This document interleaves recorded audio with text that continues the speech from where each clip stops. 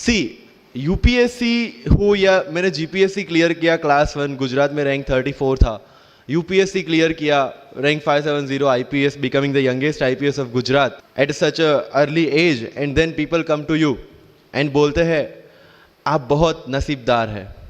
कोई अपना लक साथ में लेके नहीं आता, वो बनाना पड़ता है। अगर आपके पास रिस्क लेने का एटीट्यूड है, सी मैं गुजराती हूं and we know the business, and business का एक ही फंडा है, higher the risk higher the profit. 8:30 को आपका एक्सीडेंट होता है और 9 o'clock आप मेंस की एग्जाम देने जा सकते हैं। 1 महीने तक आप हॉस्पिटलाइज्ड है और उससे 1 वीक पहले आप दिल्ली जाके उसकी प्रिपरेशन कर सकते हैं। Has to come with you, उसको आना पड़ेगा और आपको आईपीएस बनाना पड़ेगा।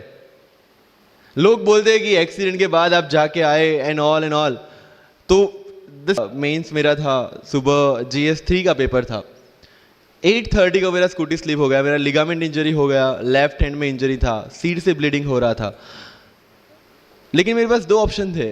मैं खड़ा हुआ, मैंने देखा okay my right hand is safe and I decided I will go to the exam hall and write the exam.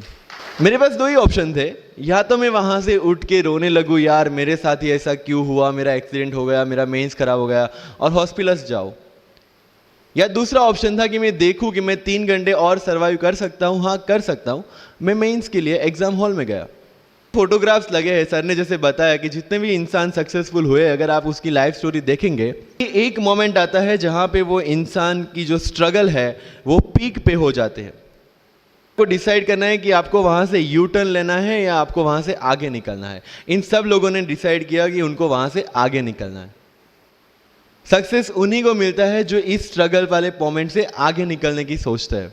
आपको लगे कि आपके सिर पे बहुत मुसीबत है, जब भी आपको लगे कि आप हर तरह से गिर चुके हैं, जब भी आपको लगे कि आपके पास कोई ऑप्शन नहीं है, दिमाग में लाइएगा कि यही मोमेंट है जहां से आपकी तकदीर बदलने वाली है। कि डायमंड जो होता है वो जितना ज्यादा घिसता है उतनी ज्यादा उसकी वैल्यू होती है। सोना जो होता है वो जितना ज्यादा तपता है उतनी उसकी वैल्यू होती है। अगर आप जिंदगी में तप रहे हैं, अगर आप जिंदगी में घिस रहे हैं, अगर आपको लग रहा है कि आप हर तरह से मुसीबतों में गिरे हुए हैं, तभी आपकी जो वैल्यू है वो बढ़ने वाली है।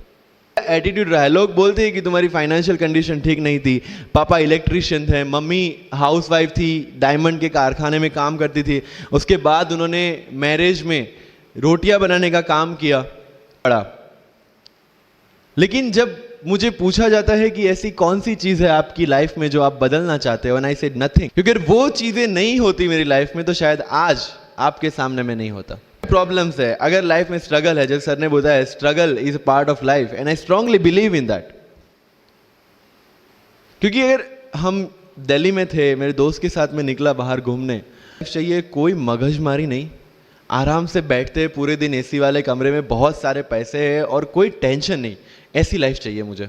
बस ऑप्शन है, बोला देख सामने एटीएम का रूम दिख रहा है, बहुत सारे पैसे, कोई मगजमारी नहीं, जॉब ले ले, दिमाग खराब कर नहीं चाहिए, तो you have to compromise with that life.